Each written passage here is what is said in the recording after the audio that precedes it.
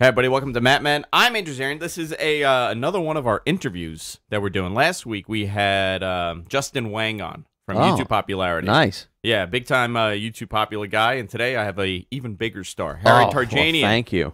Thank you. The Harry Terjanian from Capital Wrestling, That's right. from stand-up comedy, from everywhere. I'm all over the place, Andrew. You are all over the place. I get all over the place. You know, I see something, I just like doing it. I go all in. Yeah, I tend to have the same exact problem. Yeah. You know, that's not a healthy... No, it's problematic. I didn't anticipate ever owning a wrestling company. Now here, I just wanted to enjoy it. But nope, too bad. My wife said something so good to me once. She goes, Andrew, you know what your problem is? I have two problems. One, I only commit 75% of the time to something. I never go 100%. Right? You do? 75%. I'm Mr. 75%. I like to have enough success where I could have my freedom also. Oh, I see. Yeah. That's my... The other thing is I destroy things that I love by making it a job. Yeah, that's the weird part. I love technology, and I ended up doing a tech podcast, and I hate it now. I love professional wrestling. And I'm so engulfed in professional wrestling now that I am on the verge of hating everything about professional wrestling. Sure. In a good way, though. Well, I always wonder that about like... Do me a favor. Plug, your thing is coming a little loose. Which one is it? Plug that. Push that thing all the way in. The cable. Oh, okay. Yeah, there we are. I'm so sorry. Oh, my God. There we go. Nobody heard the problems that we... Oh, okay. Except for me. That we were complaining. Okay, fair enough. So I always wonder that about a guy like Dave Meltzer, right? Yeah. Like, Dave Meltzer has not watched a wrestling match without reviewing it. As a fan, yeah. As a fan. And at some point, can you even enjoy that at any point? You know, I mean, it's been, what, 30 years? 30 maybe more than that? Yeah. I was talking to Rich about that. Like, I think it's really unhealthy how wrestling fans watch wrestling because everybody watches it as a critic. Nobody watches it as if with the suspension of disbelief where you're I'm not, when I say nobody, let me clarify. Most people that watch professional wrestling, the 3 million people a week that watch Raw, majority of those people are watching it as a fan. Sure. There is a subset of about 500,000 people to, you know, something around there that watch it as a critic, as a almost like a sycophant. Yeah. You know, and it's very unhealthy. Whenever I watch wrestling, I am able to kind of separate the two. And I watch it as a fan, and then I analyze it secondary rather than doing it the opposite way, where you analyze, then you're a fan. Sure. Yeah, I mean, it's hard. It's also hard for me. I'm in the entertainment business aside from wrestling. Doing for years, comedy in many things. Podcasting, and which you can check out the Beige Phillips show, by the way. I might as well throw all the plugs as we go. I gotta tell you, you have invited me about 4 times now. Yes. The worst timing. Oh, yes. We don't do a lot in advance. It's been on our end. No. In my life. Oh, okay. It's always been at the worst time of my life where I'm on the verge of a mental break or a major career shift. Yeah. I promise you the next time you invite me, if I have like 2 days, I will get my life together and be on the show. Well, because I think it's a phenomenal show. Yeah. I think you guys do a great job. Well, thank you. And I would love to be on. And I feel like such a jerk every time you reach out to me, and I'm like, sorry, man, can't do it today. You don't have to feel bad about that. I also, in all fairness, we do a lot of that last minute because we also like our freedom.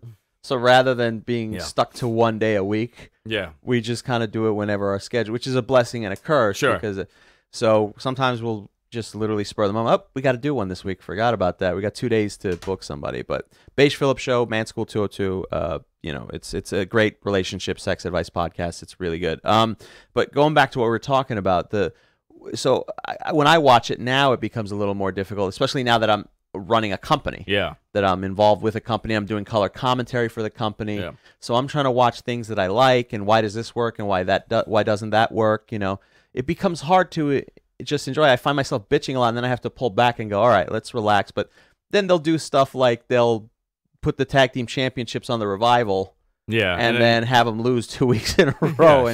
And it's weird because Matt Ryan, who's obviously in the company as well, you know, another part of Capital, or the part of Capital Wrestling, let's be honest. And he'll be like, no, you don't know where they're booking. I'm like, shut up. This makes no sense. Yeah. Stop trying to justify it. Well, they're not technically buried. They made it, you know, it was a competitive match. I'm like, I don't care. Yeah. They just won the tag title, you know, but then I have to pull back from it. But it's hard. You know, I love doing the color commentary. And that's also the reason, like, the balance of trying not to get too if you love something so much and then if you see the way the sausage is made, it becomes gross, right? So there's a lot of work that goes into it. Oh, trust me. And so even with dealing with just dealing with wrestlers. I mean, not all of them.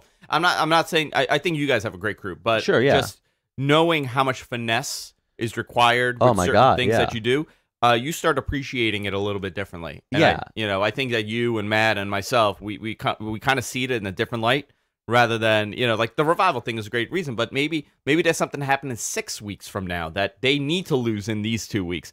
The other thing is maybe we think too much about that, and it was on a whim, like, oh, you guys are losing tonight, goodbye. Yeah, but I don't like that it's on a whim. Maybe, do you understand? From a television standpoint, if it wasn't wrestling, if I was writing a scripted series week to week, because I've been in writers' rooms and things, if you were writing on a whim, that would be the death of the show. You can't just write on a whim, because that's it destroys your characters on the show. But wrestling is somewhat different, so it's hard. And I try to be like, well, maybe later down the line, and 9 times out of 10, that never happens. So you know what I mean? In the 2000s, after Russo left, Chris Christie, not Chris Christie, the governor, not the fatso governor. I would have loved it to be the fatso governor of New Jersey.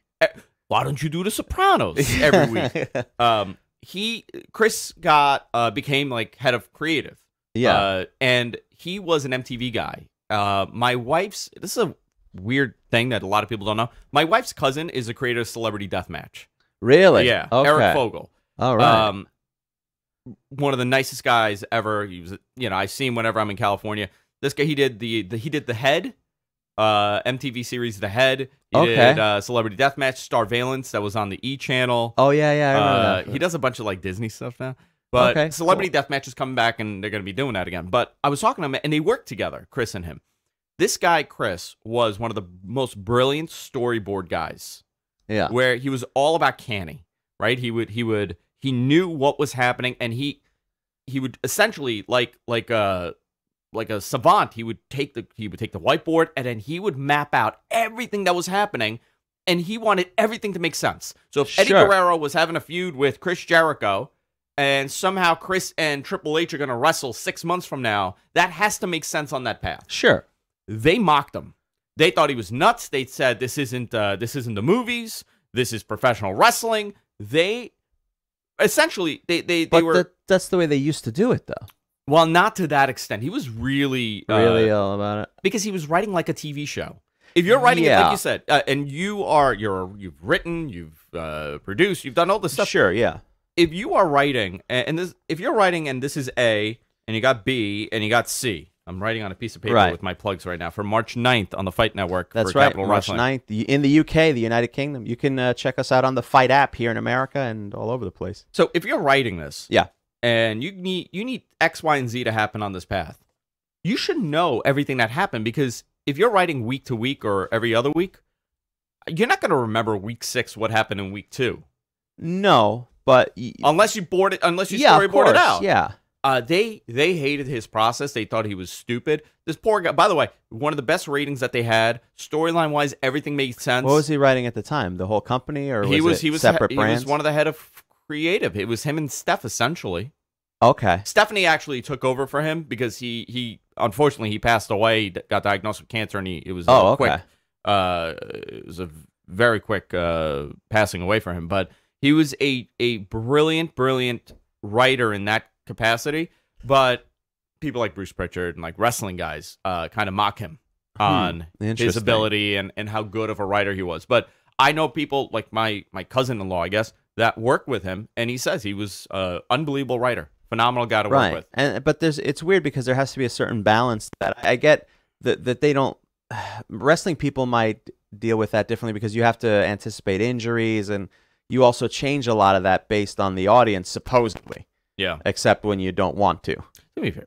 Pull that plug. I don't know what's going on with that thing. Is it the plug? Yeah, I think it doesn't like you. There you go. Just give it some slack. There we go. Maybe I'm stepping on it. Maybe. It's okay. Away from it. So I love having these conversations with you. Yeah. And I'm not a big fan of the traditional interview and plug thing. Sure. I kind of like going into it, but I do want to talk about Capital Wrestling a little bit. Well, this is all about sort of the creative process is about, for me right now in wrestling anyway, is Capital Wrestling, because we're doing episodic television, which not a lot of independent companies are. Not many. And dare I say it, even if they are, they're not doing it as well as we are. Yeah. So you guys have it's almost 2 years now, right?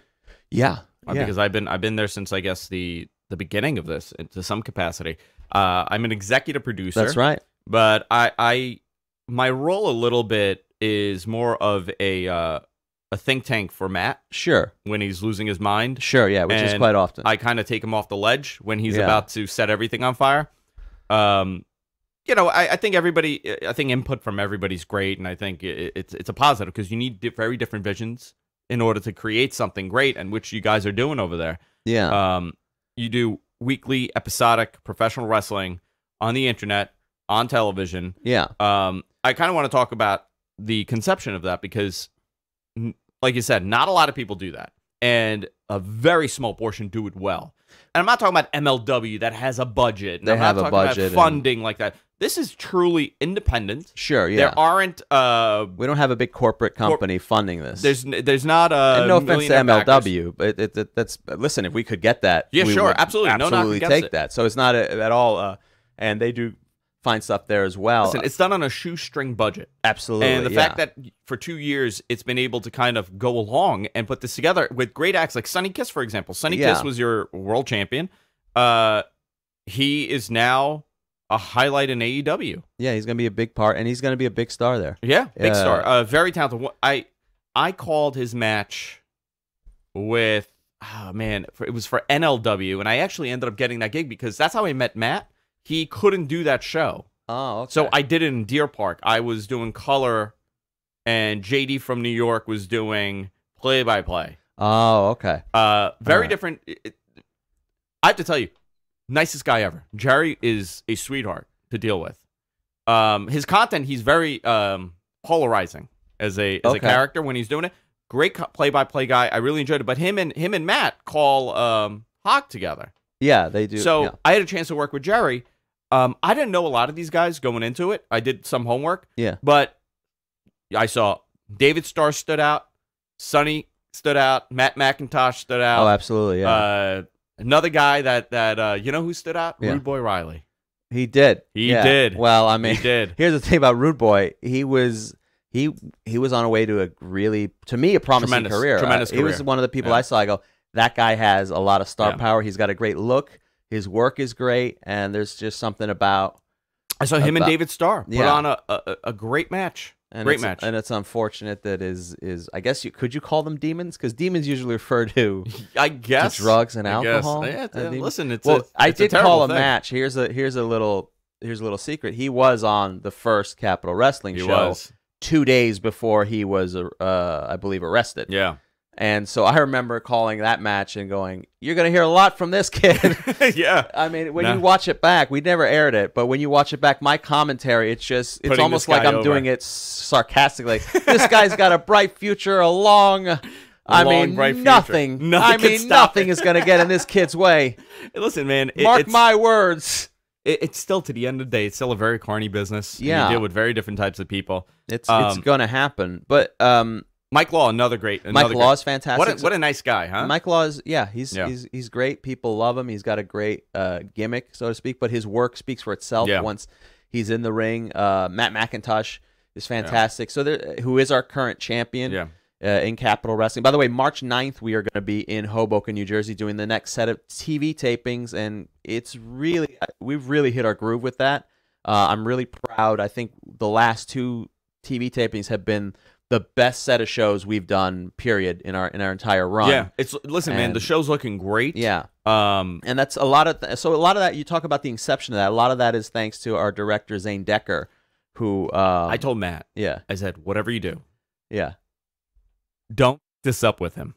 Yeah, because Zane is the heart and soul. Really talented, and he's and it's so. Here's the thing about Capitol Wrestling that's kind of I equate it to the ECW run where there are a lot of people, and so it's not just Matt.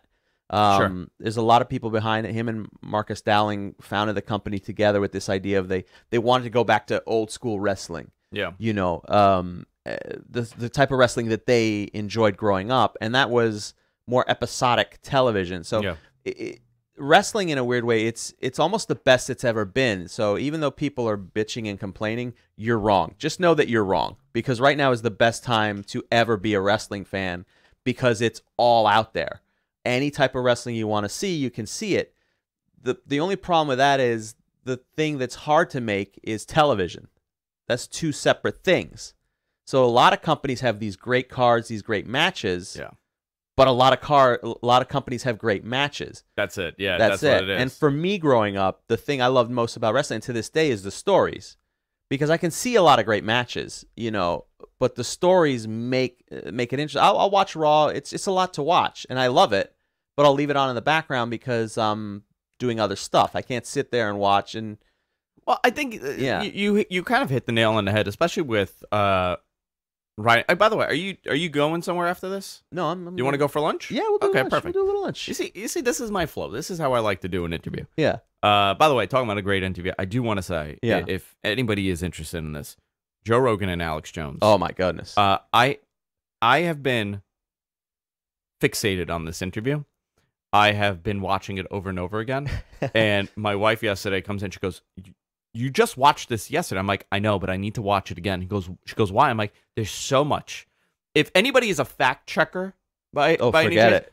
It is an impossible task. God forbid, you're gonna break your wrist. You work for the Washington Post or the New York Times, and you have to fact check Alex Jones saying interdimensional beings have come in. The Nazis have been on the moon since 1964. How do you fact check space Nazis? We got them. They're going to be here. How do you do it? Sooner than later. Trust me, Joe. I'm telling you. So how do you fact check that? Right. I've also, there have been many times that I get drunk when I do Madman After Dark, and I go into Alex Jones ranting about professional wrestling and talking about Pat Patterson and Bruno Sammartino being in a love relationship. Oh, really? I've done that. I'm telling you right now, it's happened. It's happened. The WWE won't acknowledge it, but I have documentation and tape recordings of it. You can find out. My good friend Wahoo McDaniel told me. I highly suggest you guys check it out. So, when you're writing episodic television, you also don't have the luxury of knowing that everybody on TV taping 1 will be at TV taping 2. No, it's and it becomes quite difficult. So that's the other thing with booking, especially for a company like ours. I mean, we try to, we've had to change how we do things. Yeah. We can't book month to month because when you do TV, it makes it difficult. So that's why we've tried to stay in the same venue. Guys get signed. Guys get double booked, and then other companies don't necessarily want to work with you to accommodate that because they don't care, and so that sometimes things happen with that, and it becomes frustrating. But you have to Matt as a guy, and everybody in creative has to book around it. We've got a great creative team, by the way. Just so many people involved, and I don't want to list everybody's names because I will forget them. Yeah, but I mean, there's a lot of people involved who contribute. Yeah, and it's a very open. Who's the final decision maker? I'm curious. Listen. I throw Matt ideas for booking constantly. Sure. Yeah. Right. If something pops in my mind, I'll throw it at him. I don't necessarily know if he's used them or if he doesn't. I don't know. But I throw ideas. What's the process with the decision making with the booking? Because obviously you have a lot of influence because you come from a writing background, a comedy background. I know Steph is very talented. Steph Satilli, who phenomenal, a.k.a. Portia Vaughn. I have to tell you, she's one of my favorite. Yeah. Anytime, I go based on if I'm scrolling, right? I think that's a good gauge. Yeah. If you're scrolling and then you stop. Yeah. Every time I see a video of hers, I stop and I watch it, and she's so good. She's fantastic. So good. Well, it's interesting because she doesn't come from a wrestling background. I mean, she was a fan. Yeah. But she was an actress first, so it's kind of like that's the other thing. It works. It was her idea. That character was her idea, and Matt, just having to know Matt, and also Marcus was encouraging of that as well. Yeah. Like, oh yeah, you know what? Let's do something with her because she's super talented, and she came up with this idea, sort of like to mock sort of like a Lena Dunham style character, even though she loves Lena Dunham. That's so funny. Yeah, and so they're like, let's just do it, and that's the creative freedom, and if it doesn't work, they'll scale it back and go, this is what you have to fix, but when it does work, they leave you alone. So as far as the commentary goes, myself, Stephen James is the play-by-play guy, one of the best play-by-play guys in the business. Yeah, really good guy. Really good guy, and so we'll come up with ideas, and we're just kind of left to our own devices other than this is the story you got to get across. So it's knowing when you have somebody who has the... Also, it's also because you're so busy, you shouldn't, in theory, micromanage everything. Sure, absolutely. Except some people do. We're creative, though. How does it work? Obviously, you have a couple of people involved in the actual story. Right? Who writes the stories? And Matt?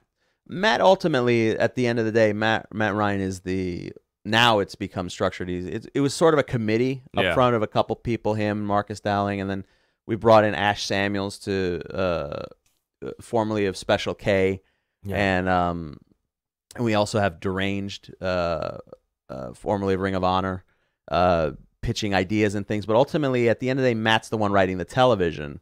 I think him and Marcus would have some say back and forth on it, but now it's become Matt has the final say just to make it simplified. Do you think that works better than a committee?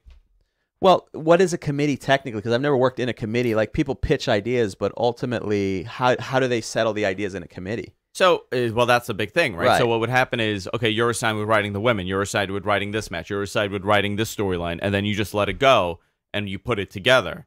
I've seen that happen. I'm not a fan of that because then there's no concurrent flow amongst different angles and stories. I do think a final say is always the answer. Yeah, I agree. I mean, you have to have that because otherwise the company is in multiple directions. Yeah. And not a good. No, you kind of want everything to kind of flow and we've together. dealt with that. Those were some of the growing pains we dealt with because, let's say, Marcus would, have an idea or something, and that it would be counterintuitive to what we did, or he would do something day of show, and vice versa. Yeah. Where we'd be like, oh no, that didn't mesh with what we were trying to do. And everyone does it from both ends. So ultimately, you do need one voice to kind of go, this is what we're doing. Yeah. No. Absolutely. And it's it's very complex because, like you said, there's booking with people. With an independent company, it becomes a lot harder because with an independent company. With an independent company. Sure, yeah, because we're doing television, but we're still an independent company, so we don't have exclusive contracts with anybody. That's not a big secret. Yeah. So if people have other bookings, they take it. They can take it. It'll. We try to book in advance, but also we're trying to make sure WrestleMania weekend, for example, is a thing that becomes very complicated for us. Well, it's become complicated for many reasons, right? Sure, but it becomes even more so when you're trying to do television. Okay, so you have to run a show WrestleMania weekend, right? You have to. For a while we didn't want to. At this point. And now it's here this year. Now you're in New York. We're going to. So, and I don't want to announce it yet because we're still we're still finalizing details because the other thing is, when do you run? Yeah, when do you Now, run? the one thing we do know we're running is it's already sold out, but I'll plug it anyway because it's just cool to say it. This Seth Rollins seminar. The seminar that he's doing. And luckily, we're part of running that and helping him organize that here in New York City. That's just cool to be involved with. That's already sold out. What day is that? That's on Thursday. I forget what the date is. Have you seen that WrestleMania week schedule that's going around with no, all I haven't. the shows? Holy moly! Well, we're on it. You are on it, right? I have, but I hadn't looked at it. To be honest, I have not seen. We're going back a couple of years ago when WrestleMania was in New York, 29. There were independent shows, not to this level, no whatsoever. It is a last time different... it went down here, when what was it? 29, right? Yeah. So what they did was there was just WrestleCon, really was what it was, right? WrestleCon. There were a couple independent. I think were there a couple local shows? I think maybe Jack Sabbath ran a show. Okay, but those were guys that were kind of local anyway. Local guys, yeah. So that was all in one facility, though. That was the weird thing. The WrestleCon was at the Sea Caucus Convention Center. Yes, that's what it was. And now it's become this thing of like, that's not what's happening, my understanding. You're running the show in Jamaica. You're running a show in Newark. You're running a show in Jersey, multiple shows in Jersey City. Yeah. Brooklyn is running a bunch of shows. I so think Laboom is running a bunch of shows. Now, what do you think? Is that just independent companies making the best Renaissance. of it? It's the Renaissance of professional wrestling. No matter... I get goosebumps whenever I talk about it because I really, we were talking about ruining things that you absolutely love. Yeah. I don't get this feeling about any other, and I'm involved in many business. Like I have a couple businesses. Sure, yeah. There's nothing other that is work for me that gives me that feeling. Really? Right? Other than professional wrestling. Yeah. Interesting. I love it because I have such an emotional connection to it between my father and my grandfather. Same here. Same here. Family stuff. Yeah. My grandfather was a pro bodybuilder. He used to work out with Bruno. Really? Yeah, that's my weird. I didn't know that. That's so cool. Yeah, they were workout buddies. And then my father. Is that why you have a dumbbell? Not a dumbbell. What do you call that? It's just I see. This is how. Just tell you how I don't lift weights. Yeah. Whatever. What do you call it? Dumbbells? No, not dumbbells. One bar In your backyard. Oh, it's yeah, just rusting away. but that's my father's. Does he still live? He still does. Yeah, that's so crazy. Yeah. He just has like he still works out. Yeah. A weight bar. And I got a gym in the kids room. That was the training room, and now it's the kids gym. Oh wow. Kids room. So I have a very emotional connection to professional wrestling. I remember my father waking me up at 6 a.m. To come downstairs to watch Saturday morning cartoons, and we watch Superstars. I remember prime time wrestling would be on, and my father would get me out, and we would go down to the living room and watch wrestling. Oh my God. I have this very emotional, positive feeling towards professional. I do. I absolutely love it. I don't think the popularity of wrestling in my entire lifetime has been to this level that it is today. No, I agree. You can talk about the 80s the first time. Talk about the 80s boom all you want. You talk about the Attitude Era. There is nothing in the whole history of professional wrestling. This is the moment. This is the Renaissance more than it was in the 80s and the 70s and the 90s. Well, it's also more spread out because, I mean, the popularity of wrestling in the 80s was 2 companies, basically. 3 companies, I guess, in America anyway.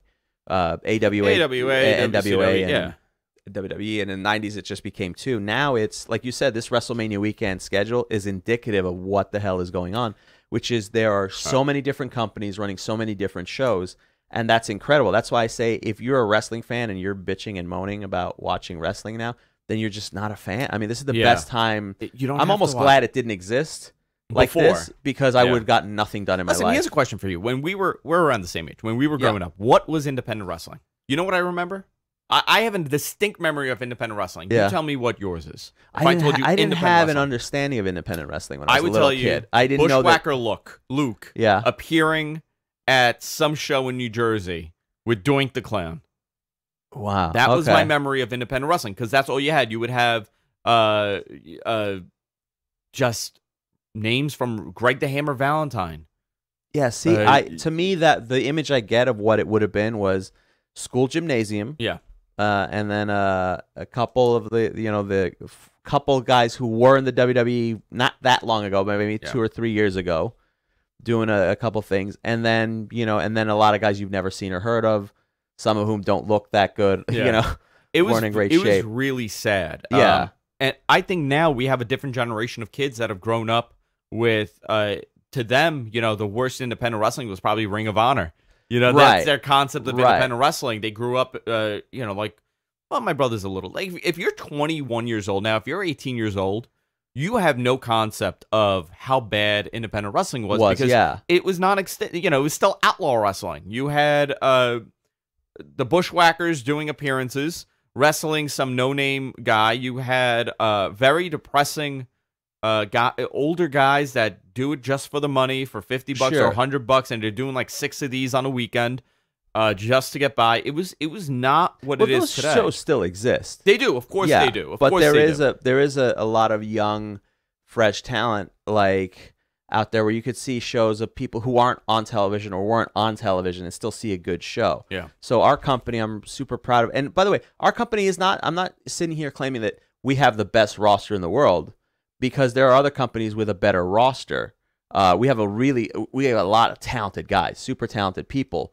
But we pride ourselves on doing different things creatively with them for television that nobody else is doing. Yeah. But at the same time, we still have really talented wrestlers. Like Matt McIntosh, to me, he's our champion right now, and deservedly so, because he's amazing. Guy. Yeah. We have Paul Jourdain.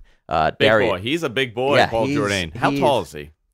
I should know this because I'm the color commentator, but I want to say 6'6". Yeah, he's a big guy. 6'7". And he's young. He's a young guy, and he's young and so much potential, so much size, a great look to him. Yeah. Darius Carter, who just manages to get disdain from people. Yeah. So we have a lot of really talented people, and I'm forgetting some people on the thing, but and new talent coming in. Casey Navarro, I think, is going to be a big star. Anthony Bowens.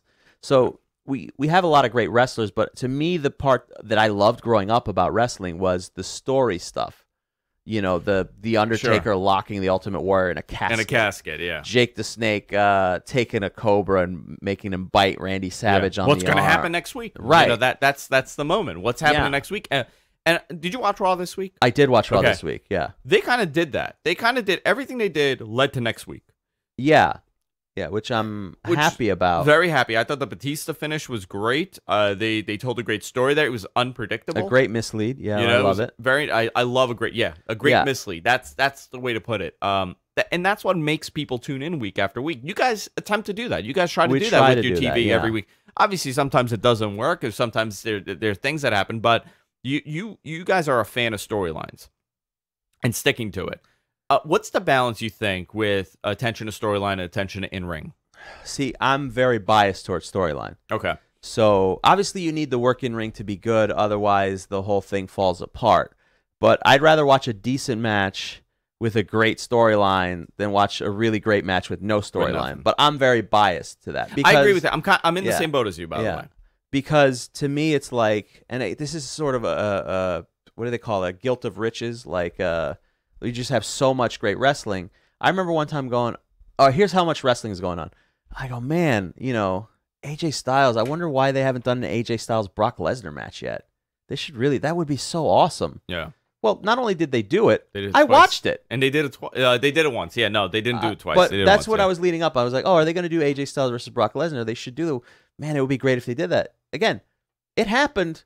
I watched it and loved it. Yeah, and you don't remember. Because I remember when I rewatched the clips, I go, oh, I remember that match. That was a great match. Yeah. But you got so much going on. I don't know if it's life or just the amount of wrestling.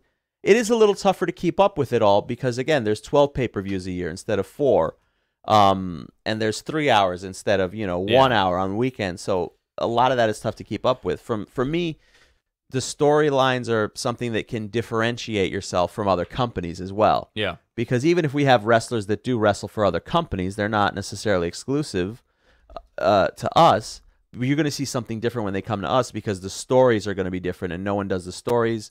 Again, Zane Decker is a brilliant. And again, this is not all about me pushing the Capital product, but it's related in what I love about doing it, which is directing, vignettes, doing interviews, which I think is such an important part that a lot of independent companies and a lot of independent wrestlers don't get to do. The backstage interviews, cutting preview packages for a match, and that's an interesting skill that they get to learn in our company as well. But I think all that builds up to a match. This is weird. I also cover boxing. You do, separately, yeah. Sort of as a freelancer. Well, by the way, they're in a boom right now.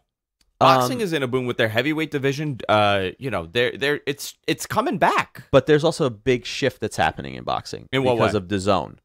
DAZN is a streaming service, a la either Netflix or I guess. Well, Canelo's now with them. Canelo signed with DAZN. That's a huge thing because now it's going to go from, and it complicates things because. And HBO's out of the game. HBO's completely out of the game for the first time in 45 years, but it complicates things because now you have, well, do I want to pay for this? I'm not going to pay $100 for this fight when I could pay $10 a month for the zone, but you still got guys who are making their living over here on the right side, the pay-per-view side, on the pay-per-view side. So it's going to be weird where it shifts. I think it's an inevitable change that's going to happen with pay-per-view and with the streaming services. The problem with the streaming services is I was talking to someone that knows a little bit about this, right? Yeah. A lot of the money that and I'll circle back to storylines. Yeah, no. But this is actually related. Great. Yeah. The problem with the pay-per-view business is cut and dry, right? You're a venue. They don't. The money. A lot of the money is not with individual purchases. It's with venues purchasing. So if you're a club or a bar, which I know a little bit about, right? And we want to air that pay-per-view, right? A lot of the buzz, a lot of your buzz comes from marketing on that side because they want to market it as much as you do. So if marketing you're on which side? The club business, local marketing. Yeah. If you want to now air, let's say the pay-per-view, whatever pay-per-view it is, you have to now call your cable provider. You get a rate based on how much seating that you have in your building. So it may cost you $20,000 or $15,000, whatever it is, to air that fight. That's a lot of money you're generating for the pay-per-view. Sure. Now with streaming, there is no set guideline on how you're going to be able to air this. There isn't with that or the WWE Network either, right? So WWE Network, and I've had to do this for one of the companies I do consulting for. They want to air pay-per-views. They want to air wrestling. I have spoken to their corporate offices and the corporate division for the WWE Network. They have nothing in line for airing pay-per-views right now. The only thing is a laptop and an HDMI cable. If it's a pay-per-view on cable, then you have to go through the proper channels But if of it's purchasing. just a network exclusive, WWE network, What do? There's no corporate package. That's so interesting So because there's no buy-in. There's no buy-in, yeah. So it's actually really backwards. And they're leaving a lot of money on the table with this. So the stream, and I don't know why. I don't know if it's a regulatory thing that they haven't finished. Because I'm surprised it's still so why early. they haven't done something to go, hey, you're a bar. But then again, how do you regulate that? It's just an IP address. It's an IP so address. Then you'd have to regulate IP addresses. Well, the way that they regulate really is that they send people around. They walk around when there's a pay-per-view, and they say, hey, did you order this? How'd you order this?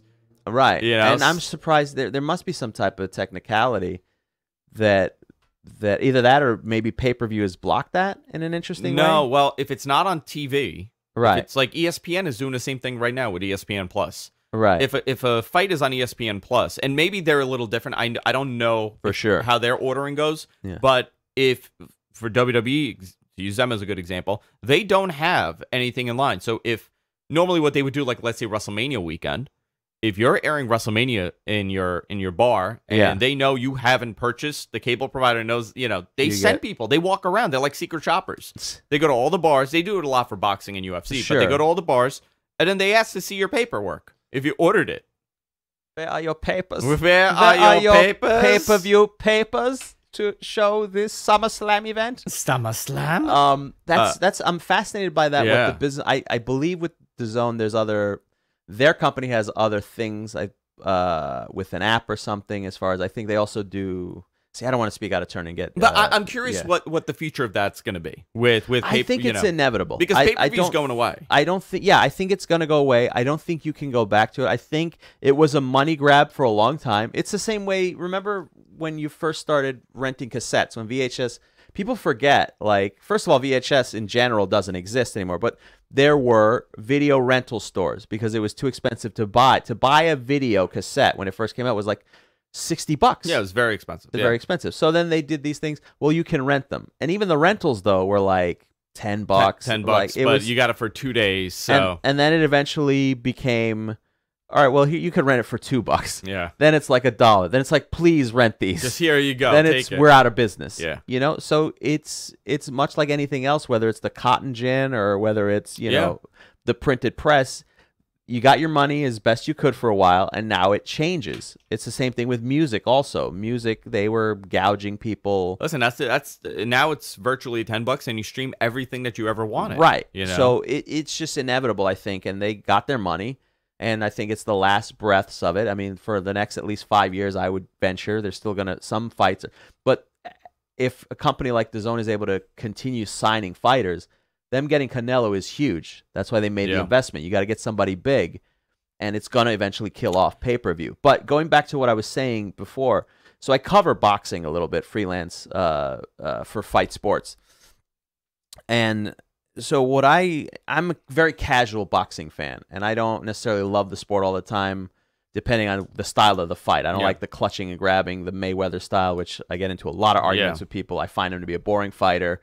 But I love the Mexican style of going at it. Pound for pound, yeah. But what I find is, from a marketing standpoint, when I go to those press conferences, when they have a story, it intrigues me more. Even in boxing. In boxing. So I don't know enough about boxing to be an expert by any means. So I covered an event on Monday, Shields and Hammer, 2 women fighters.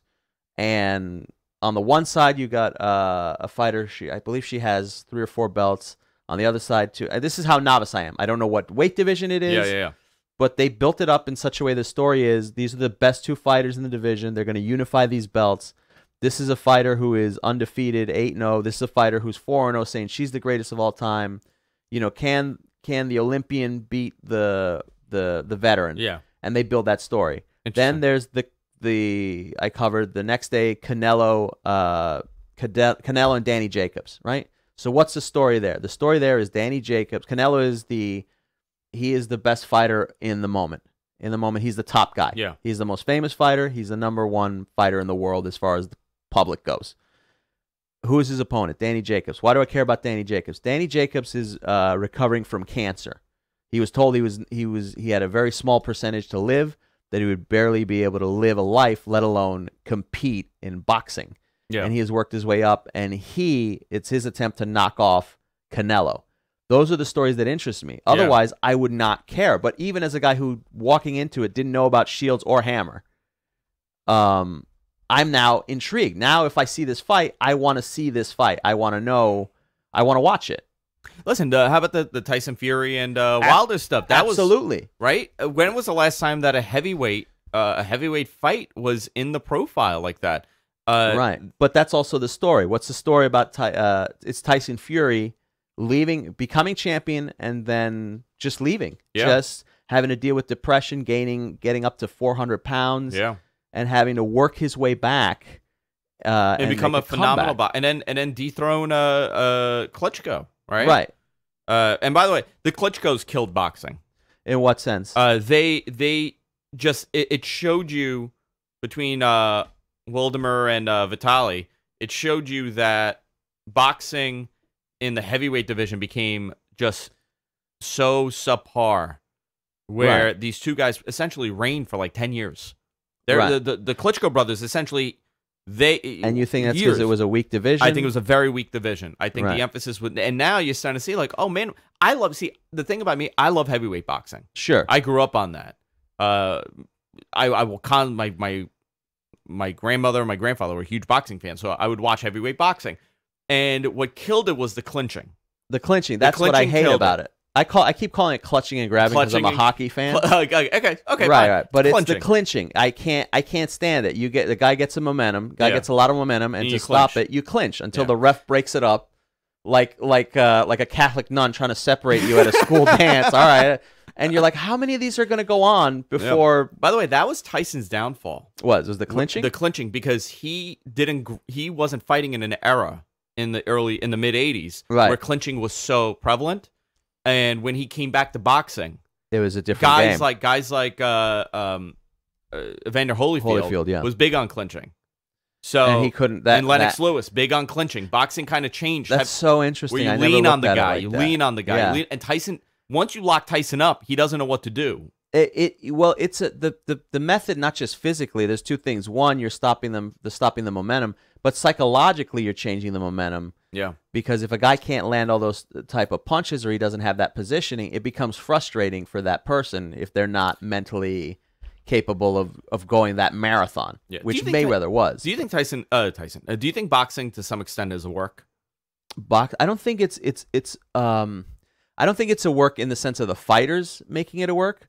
I do think there's a lot of incompetence, in the judging. I think there's a lot of incompetence. There's a lot of nonsense going on in the fight world for sure. I mean, just look at the UFC and how long it took them to get to New York because some guy had an issue with the culinary union in Las Vegas. That is exactly the reason, and people don't know that. I mean, but that's absurd because the guy had some issue with somebody else in the the culinary union. In Las Vegas, that bleeds into New York, and them going, no, it's too violent. Yeah, a sport to have in New York City. You could do it in Newark across the river. But constant head trauma, which there is an argument that boxing is way more dangerous, long term than mixed martial arts is, because with mixed martial arts, it's stopped immediately. Yeah, once a person is knocked out, it's done. Out. There's no standing them up and giving them 8 seconds. You don't have a you don't. It doesn't work like that. I do think it's interesting. So kind of to go back to wrestling, this is why I love having you in, because we could talk about so many different things. And I'm sure this is going to be our conversation when we're having lunch. Absolutely. But, I do think that a lot of this ties in, right? Because with the boom of professional wrestling, a lot of this has to do with the fact that we have so much good talent, right? Yeah. Currently in pro wrestling, you look at guys like Ricochet and all these guys now in NXT that are getting called up. It's an overabundance. Would a Ricochet have? What were his chances 10 years ago in pro wrestling if there was a Ricochet? 10 years ago there was a drought. It was just WWE. It was WWE and to an extent New Japan, but even New Japan wasn't at the place they were almost dead, man. In a lull as well. So it wasn't even like you could do the thing of like, all right, I'll go to Japan and make some money. Even that was dead. And now everything. I'm interested to see how the landscape changes. Because now it's AEW coming around, forces there to be competition salary-wise. Well, what do you think of that? What do you think of AEW and everything that's going on with that? I'm excited about it. I'm very happy about it. I think it's going to be great for people's salaries. That's the only way that your money gets right. Let's be honest, is when there's competition from another side. because and not just the money standpoint, the creative standpoint. Ziggler, I guess it occurred to me this morning he's been off TV for 8 weeks or something, 6 weeks or something. I haven't seen him on Raw. Yeah, but he does that every now and then. He does that every now. Yeah, and by the way, he has a while on his contract. Does he really? Yeah. I thought it was. I thought he wasn't. Oh, he just didn't want to sign the. They offered him an extension or something. He did. I don't know. I don't know. Interesting. See, Ziggler's an interesting. I think for AEW, we're looking at him now that things have kind of settled and the excitement has kind of gone away a little bit. Yeah, there's going to be multiple things that come and play a factor. Just selling out one show or two shows is not that. I mean, listen, it's a huge accomplishment, but it's not going to sustain a weekly audience. There's still work to be done. You need to put on a good product week after week. You know, this is the problem. I will say this, and this is where the storyline comes in. When I watched their first pay-per-view, they've only done one pay-per-view, correct? A Double or Nothing is the second one. Well, Double or Nothing is the first one, AEW, but it's the second one. Yeah. In the line of the Elite guys. When I watched the Elite, every match they had did have a storyline in it. Now, some of them you'd have to be a fan and watch their YouTube program to follow it, but every match had a sort of logic to it. That they built up, and I think that's why they're going to be in a good position because they really care about that stuff, and that's what you need to compete. I think might be a problem with other companies that it's a little bit hard to compete from that creative standpoint with the WWE. I think there's multiple factors, right? Your TV deal plays a big part in it. Yes. Where are you going to be? And hopefully they'll be on where we're hearing they're going to be rumored on. Yeah, that was the rumor. Can't announce it. Don't want to get sued. Yeah, well, I don't know why I said it like Ricky Gervais. Don't want to get sued. Yeah, I did say some things, and I don't want to say it anymore because things are changing every day. Yeah. So then I look like an idiot. Just throw the word allegedly around. Allegedly, yeah. Allegedly around. That is my favorite thing to do. Yeah. Well, by the way, you can make announcements all day long. They don't have to be true. None of them have to be true. I can announce right now that I am the new color commentator for AEW. I'm making that announcement here. Right now. Yeah, it's not true. It doesn't have to be I true. did announce it. You did announce it. I did announce it. So, but you know, right now the TV's going to play a major part. The amount of finance that they have for marketing, their ability to market, who they hire to market. WWE reigned supreme because they always had a superior marketing department. Sure, but they had a marketing department, but they also had something to market. They also had something to market, right? That's the big difference. But I do think, let's say they don't end up, something happens to that TV deal that we're hearing about.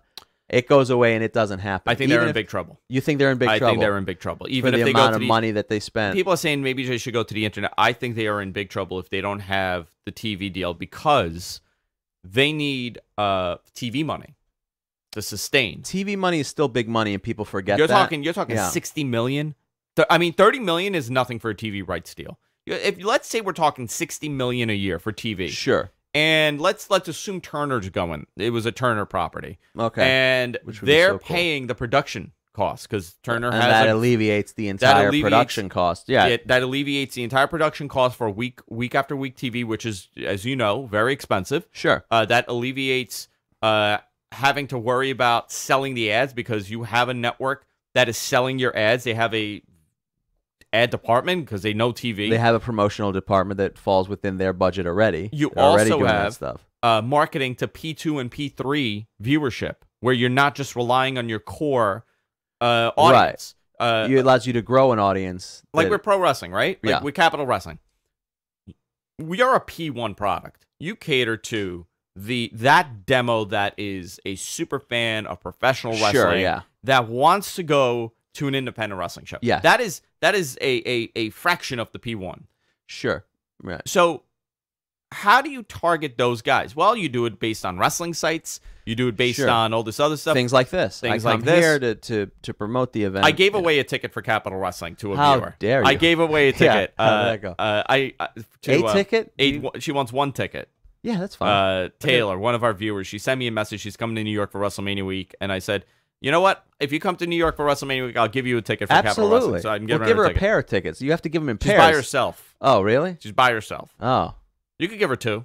Yeah, I don't know. Usually they give a pair of tickets. No, she wants one. I won a contest once, and this just so you know, it was through MySpace. This is how long ago it was. Man. It was a MySpace top 8 comedians, and it was for the Disney movie Ratatouille. Oh my God! Right, and so it was a contest, and the top 3. It went from top 8, and they vote top 3, and I won a trip to Los Angeles. Yeah.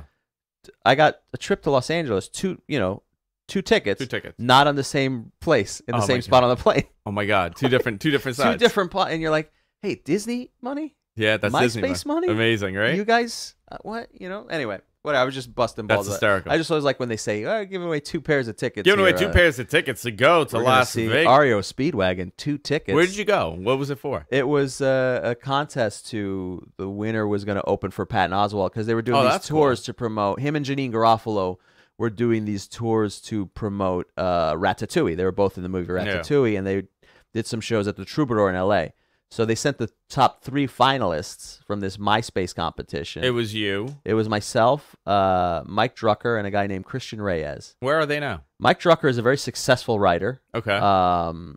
Who has written on a number of different shows. I think he also wrote for Seth Meyers at one point. I think Jimmy Fallon, White House Correspondents. He's doing very well for himself.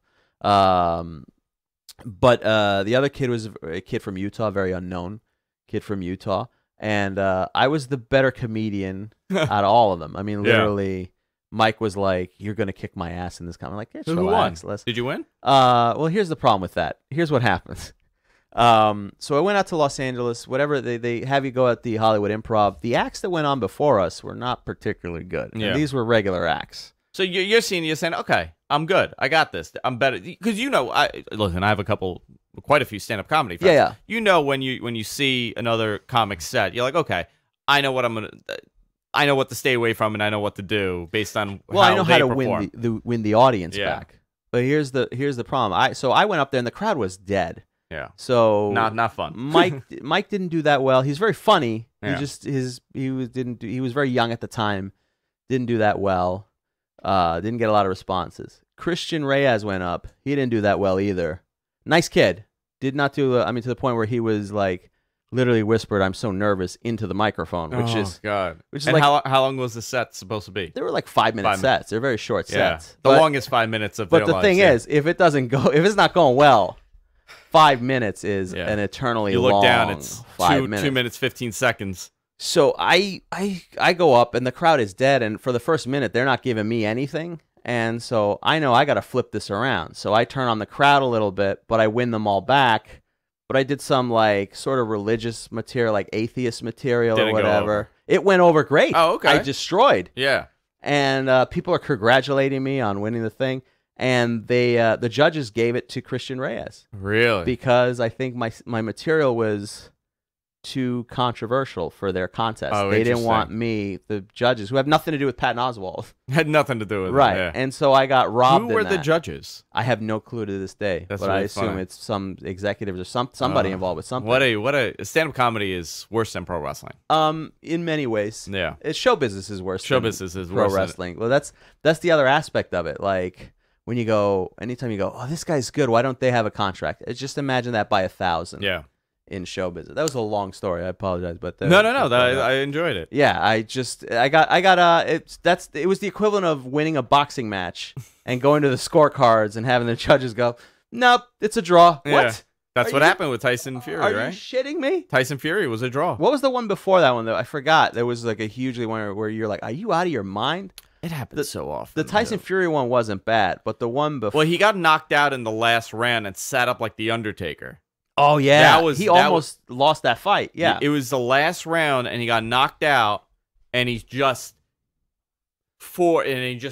popped up like the Undertaker. Well, people actually dubbed the Undertaker scene with him doing the setup.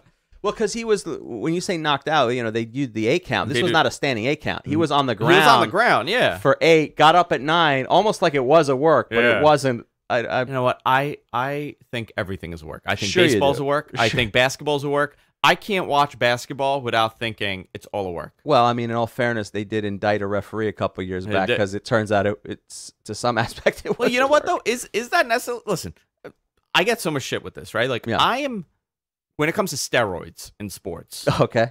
I have a very with pro wrestling. I understand the health reasons. I understand that it is a bad thing because you could, but a little testosterone here and there. I want my guys a little jacked up. I have a very different outlook, but that's because I come from a bodybuilding background, my family. But when it comes to sports, and for you example, have used, I do believe. I have, yeah. Yes, okay. Yeah, This is not a secret? No, it's not a secret.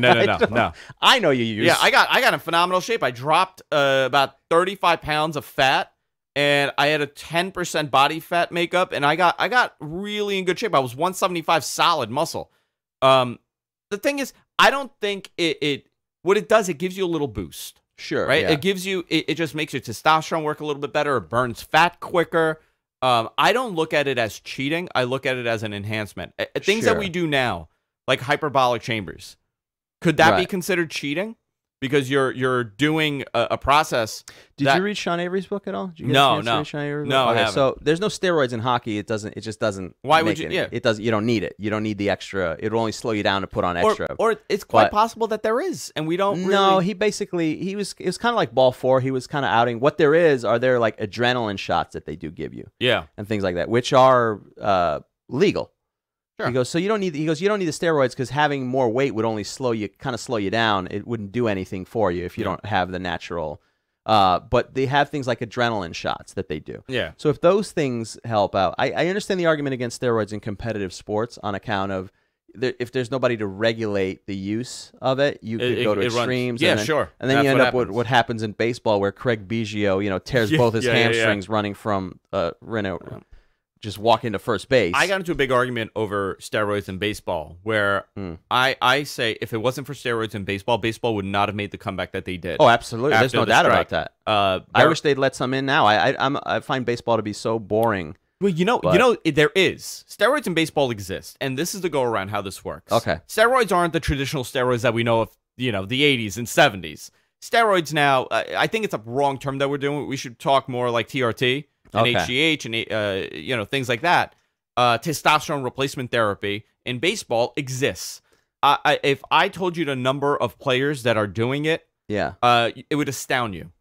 The level of athletes that are doing. So we're still testing it for the way we tested it in the early 90s. So no, the way that we're doing it now, and the way there's a loophole with this. Right. So if you are a young athlete with a promising future, your agents, your managers, your trainers get a hold of you and they say, listen, you're going to go to a doctor. I'm not saying this is happening to anybody. I'm giving you an example of what I have heard and been told. Okay. Or maybe the guys do. You go to the doctor now. You're 20 years old. You're say, in the minors. Hey, Bryce. Oh, never mind. Yeah, you're in the minors. Playing Allegedly. AAA ball. You go to the doctor and you say, listen, I'm a little tired. I can't. I'm losing my energy. I'm 20 years old. This shouldn't be happening. I have no sex life. And the doctor goes, oh, let's do a test. It's a spectrum for testosterone. There's no you're on point. A healthy range for let's say a 30-year-old man could be anywhere from a 220 free range testosterone to a 900. Right. It's a range. So if you are, let's say, on the 500 level and the doctor goes, well, he's not feeling well, but maybe like a year ago he was in the thousands. He's a young athlete. And something happened. Maybe he dropped in testosterone. It happens. Maybe he's depressed. Maybe he's not eating well. We're going to give him a script for TRT. Right. Testosterone. You don't use it. Maybe you don't use that script. It shows that you had, or you do use it, whatever. Yeah. It shows that you had a pre-existing condition and now you're in the majors with this pre-existing condition. So now when you're 35, they can't pop you. You start doing it, and you are now in the renaissance of your career because you're knocking 50, 60 home runs. Right. There's a and I don't know how loophole almost. It is a loophole. It's sort of like the medical marijuana. I'm okay with sort that. of. Yeah. I'm okay with that. Yeah. I don't have a problem with that because you know what? Everything is a franchise now. Everybody wants that marquee player. It doesn't help anybody when at 35 years old these guys are fatiguing their careers because they're starting to play baseball at 9 years old or 6 years old. Right. Right. And you got to protect your brand. There's a lot of. I don't mind that. You just want it to be. I mean, for the sake of sportsmanship, you'd like it to be some regulation. I want Barry Bonds on every team. Listen, I want I'd Mark be fine with McGwire that. and I want if Barry you're willing Bonds. to shorten your life to make that. To me, baseball's so boring. I want them to look like ridiculous cartoons of themselves. Sure. And just knocking balls like 800 feet. I love the idea that we had. We like Bud Selig was. I don't know how this. Yeah, how this happened? I mean, where did this? This is a shock to me. Really, it's a shock to you that the home run record stood. It was broken once in about 60 years, and then Back within to back. 3 years they broke it 4 times. Yeah. And you weren't suspicious about that at all? Yeah. How are they The doing one it? guy broke it twice. You weren't suspicious about that at all. I think the New York Mets should be given a pass, and every player should be on some sort of testosterone with them. Just so it's a curve. I think they should be given drugs just to be able to tolerate playing for the Mets. Yeah, it's to so be quite honest. And again, shout out to Bobby Bonilla, who made the greatest financial decision. What is it? 2036? Is that the year? I just know that he's going to be, once Bryce Harper's done. 2031 is Bryce Harper's, and he's 2036. Bobby Bonilla signed a contract in 1998. Okay, so for people who don't know, the Mets were financial trouble in 1998. So they said, how about this? Instead of us paying you all your money at once, we'll defer it to you in smaller payments with interest for, I still don't understand how financially they did this. They pay him 1.20, I think it's $1.2 million every July 1st, every year. Bobby Bonilla gets paid. He hasn't played baseball in about 15 years at this point. Bobby Bonilla has not played baseball for a long time. His contract ends 2033 or 2034. Why would they like even do that? That doesn't even make sense from a loan standpoint of going, hey, we need enough money to just get through the next 5 years. They got Bobby Bonilla after an injury, I believe. Well, but he wasn't in the prime, I don't think. He was... No, he was not. A man who last played baseball 5,381 days ago. Wow. Yeah. Every July till 2035, he will get paid $1.2 million. 2035. Can you imagine? So they owe him, I believe, it turns out to be a $29 million deal. Yeah. The Mets owe Bobby Bonilla $5.9 million for the 2000 season and no longer wanted him. So the club negotiated with Gilbert to attach an 8% annual interest rate on the money, with the clock starting in the year 2000. That added up to $29.8 million. The first installment of the payout came July 1st, 2011, and the Mets will pay their 6th installment on Friday. This is a couple years ago. Can't they pay all of it off at once? I guess not. I don't know. Maybe he doesn't want to. He's like, no. Well, maybe I guess if he signed it, why would he? I think his wife... I can't remember, but his wife negotiated this, or his wife is very intelligent and negotiated this, I think. Maybe she caught him off guard. They have no idea. Listen, maybe she just threw numbers and they're like, all right, whatever. It sounds fine. Can you imagine that bloated? I mean, what a disaster. Most insane thing. Hey, I gotta before we wrap it up here, I do want to talk about Capital Wrestling a little bit more. I can talk to you March 9th, about come out to Hoboken, March 9th, 301 Garden Street. That's where we're going to be taping our next set of tapings next week. March 9th, come on out. It's going to be fun. You're going to have a great time. It's different than any other independent wrestling show happening right now. And I know everyone says that, but we mean it. If you could improve a couple things, what would it be? With Capital Wrestling, it's hard to say because we are doing so much with the crew that we have. And the reason this gets done is more passion. It's a lot of talent in the right places, but it's more passion than it is like anything else. Yeah. Because, for example, our guy Zane Decker, the director, he's not doing it for the money. The money's not what's driving him. He has a passion to do it because if it was money, he wouldn't do it because it doesn't make sense financially. For me, it's the same thing. I love doing it. Matt loves doing it. Everyone involved loves doing it. And if it was just a money thing, if it was about paydays, it wouldn't happen. So it's hard to say. We would like more money for sure, so we could do more things like upgrade production to be able to get guarantees so we could pay some of the talent more to make sure we have them. I'm trying to think of what else we could do. I mean, just upgrade the production to be honest, like just better lighting, better lighting. I mean, we Ronnie Burton is somebody who is not just a wrestler, but he is in charge of the set design, so to speak. Yeah. And a lot of the lighting and a lot of the lighting looks it's improved tremendously. Yeah, and a lot of that thanks to him. I told Matt, I'm like, you guys have to work on the audio a little bit. Yeah, the audio is all right. So that's one of those things, absolutely, and that's one of those things that's a little bit hard because that's one of our weaknesses. But we don't have a guy who really knows that well. Yeah, and also sometimes time is a thing. Where everybody's doing 10 jobs at once, and the audio is something definitely that we've had to fix. It frustrates me more than anything because it's my voice on commentary. So I get furious if my voice can't be heard from a selfish emotional standpoint, but also from a TV production standpoint. It's the same thing I would yell at when I see other companies. When I see another company shoot something and they have the background lighting. You're like, oh, don't you know anything that you're not supposed to light the background? No, don't light the black. Because then the ring is dark. Yeah. And whatever. So but these are all things that you learn. That's growing pains. You learn it. You kind of evolve and you go forward from there. And I think that's the amazing thing. March 9th in Hoboken. Where can people get tickets for this? Follow all our social media. Everything is up there. Capital Wrestling on Instagram, Facebook, Capital Wrestling, Capital Wrestling on Twitter.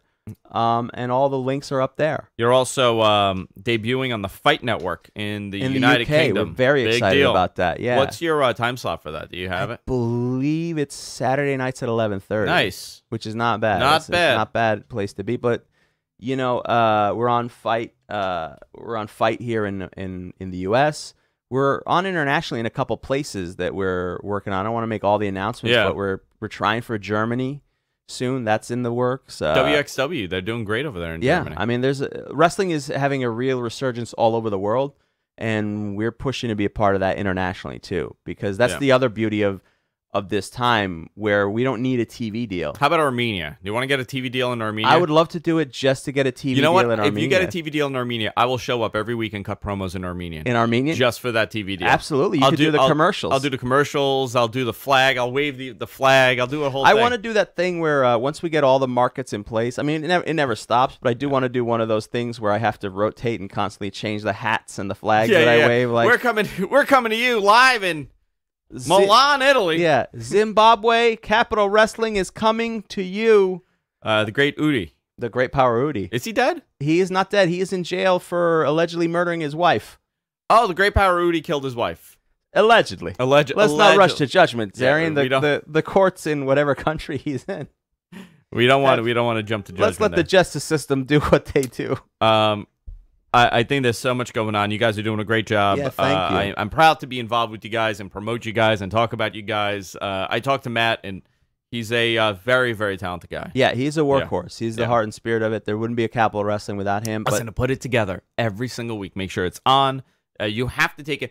I was told great advice years ago.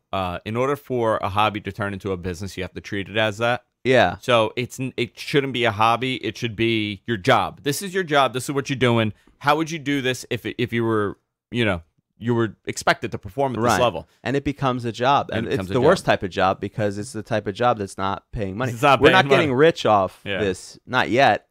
But that's not why we did it. It's a passion project. It's the most fun I've had creatively doing color commentary since I started doing stand-up years ago, since I've been doing sketch comedy. For me, it was we talk about not making your work.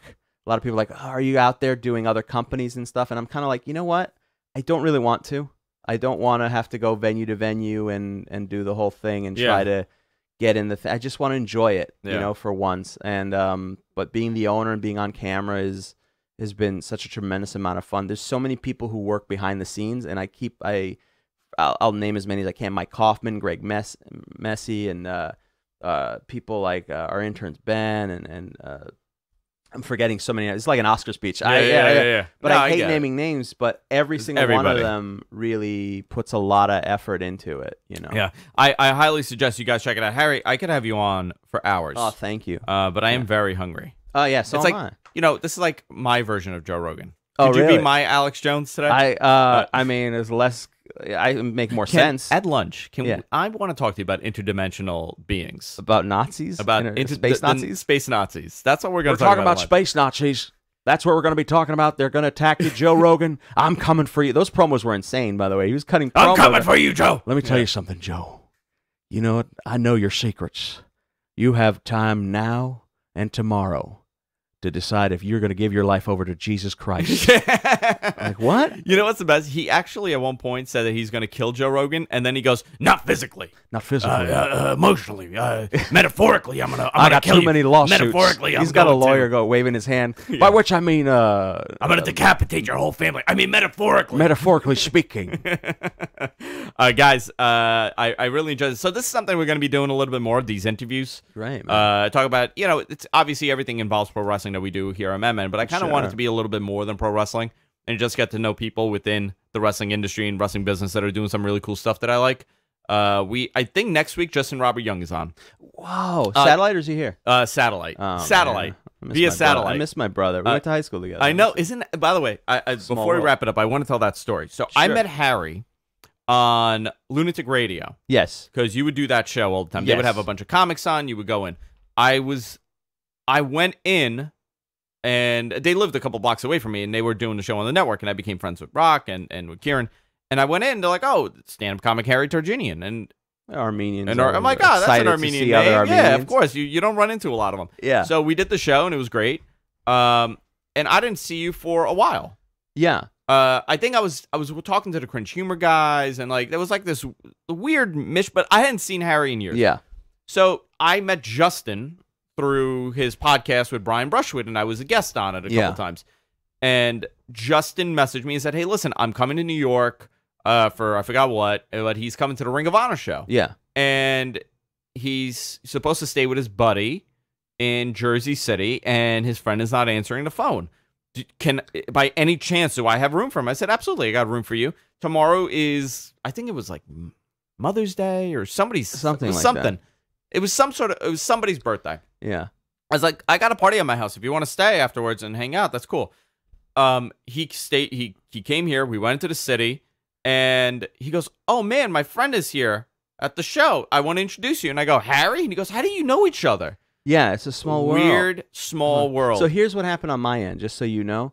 He sent me. You did not want him to stay with you. No, not at all. No, what happened was he sent me a text, and then it's one of those things. Either I didn't see the follow. I'm like, yeah, come and stay. Yeah. And then I never saw the follow-up text from hysterical. him. And he didn't send anything after that. Yeah, that's hysterical. And I had kind of forgot about it. I was just running around doing so many things. But what were the odds that he was the friend? And oh my God, it was so close. It was a great night, though. It was a lot of fun. That was actually, my wife was recently pregnant. Yeah. And she was not feeling well at all. Yeah. She was getting so nauseous and so tired. Oh, yeah. Because that show went to like 12:30. Oh, they would do long shows. Yeah. That was very fun. You got your money's worth at Ring of Honor. That was a lot of fun. But it just shows you, everything is very small. The universe is very small, and sometimes people connect. Talking about Alex Jones, I feel like sometimes people are meant to connect. I think they are. I think interdimensionally we have connected.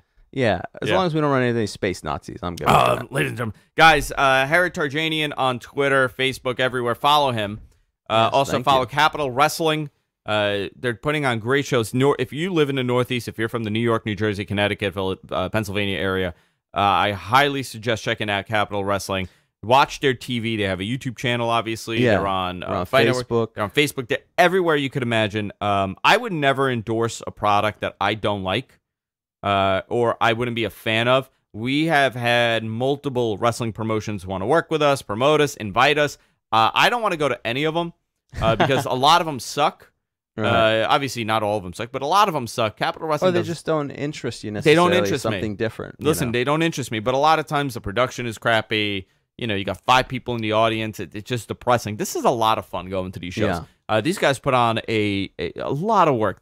The amount of effort that goes into putting on a consistent show every time and building a following and building an audience, it's a lot of work. If you live in the area, I definitely check them out. March 9th in Hoboken. It's a very easy 301 trip. Garden Street. 301 Garden Street. Yeah, and also you can watch episodes now on YouTube. They're up on YouTube. I would subscribe to our Facebook and YouTube. We show a lot of promos that really get you involved in what's going on. And it's very easy to jump into. Yeah, we got some really unique characters. Portia Vaughn, Zach Amico is incredible at what he does as well. I mean, so many great people that I forget to mention. And when we get syndication in Armenia, I'll become I'll be Absolutely. coming on my hope is to get enough syndication where I could do like a goodwill tour where I have to go, but unannounced where they're like, why are you here? I mean, we got the footage. You don't need to. No, I want to go to North Korea. We're trying to get on in France. I mean, we want to get all over the place. We want to be international. A promo on the Eiffel Tower. Listen, I'd be down with that. Yeah.